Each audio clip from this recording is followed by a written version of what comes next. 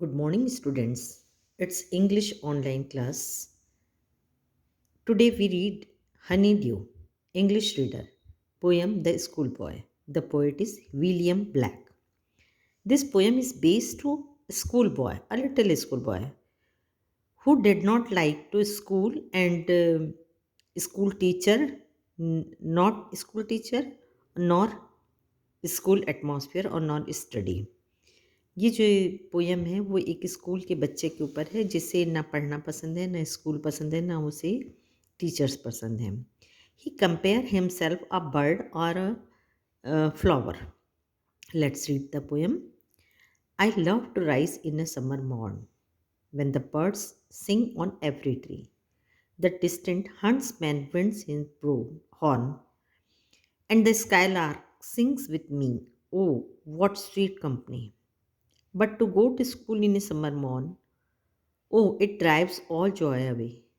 Under a cruel eye of one, the little ones spend the day in singing and dismay.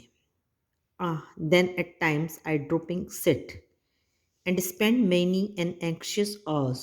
Nor in my book can I take delight, nor sit in learning broad, worn through with the dreary shower.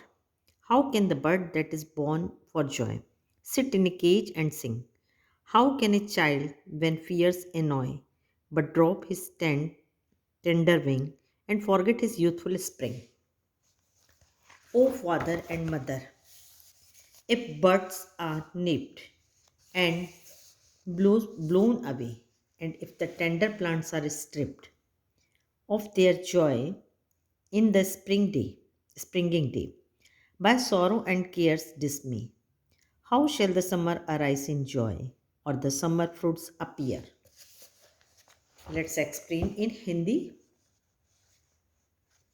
I love to rise in a summer morn. Poet जो है वो child के through बोलता है, बच्चे के through बोलता है कि मुझे समर में, गर्मियों में सुबह उठना बहुत पसंद है.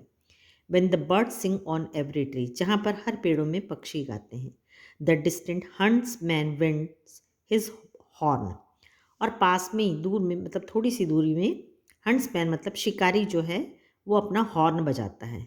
And the sky lark sings with me. Sky lark एक बर्ड होती है जो मेरे साथ, मैं उसके साथ गाना चाहता हूँ. Oh what sweet company.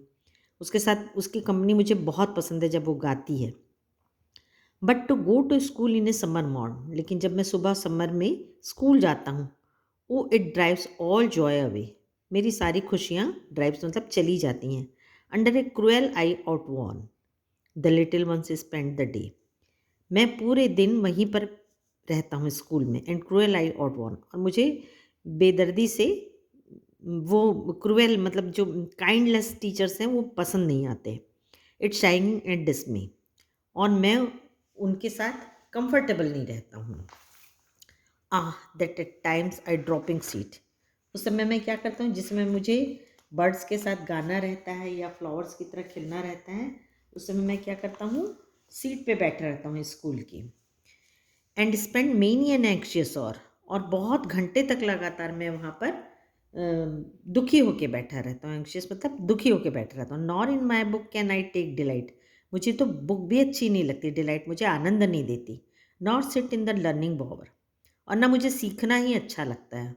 One through with the dreary shower. Dreary मतलब जो पसंद नहीं आता है, जो अच्छा नहीं लगता है. शॉवर मतलब बौछारें.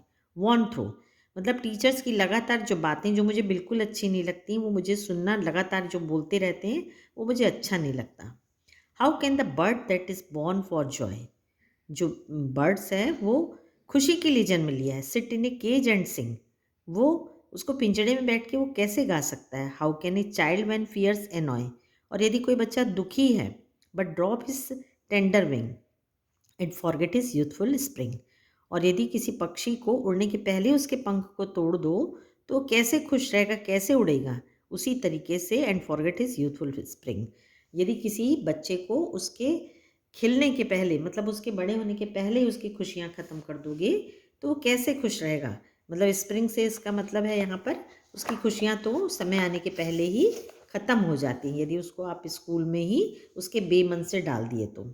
ओ father and mother, if birds are nipped, वो अपने माता पिता से कहता है, मतलब हर बच्चों के माँ बाप से ये कहना चाहता है, इफ बर्ड्स आर निप्ड, यदि कलियों को तोड़ लिया जाए, निप्ड मतलब तोड़ लिया जाए, एंड ब्लूम ब्लोन अवे, और फूलों को उड़ा दिया जाए, उड़ने खिले भी ना ठीक से और उन्हें उड़ा दिया जाए, and if the tender plants are stripped, और पौधों को तोड़ दिया जाए, of their joy in the springing day, तो वो कैसे खिलेंगे, वो तो मुरझा जाएंगे, by sorrow and care's dismay, तो वो दुखी, तो उसी तरीके से यदि बच्चे को जो चीज़ पसंद है वो ना करने दे के आप स्कूल में उसको कैद कर देंगे, तो वो कैसे खुश रहेगा, वो तो उदास और निराश हो जाएगा। How shell the summer rice in joy, और समर में फूल कैसे खिलेंगे, और द समर फ्रूट्स अपीयर, और जब फूल नहीं खिलेंगे तो वहाँ से फल कैसे आएंगे।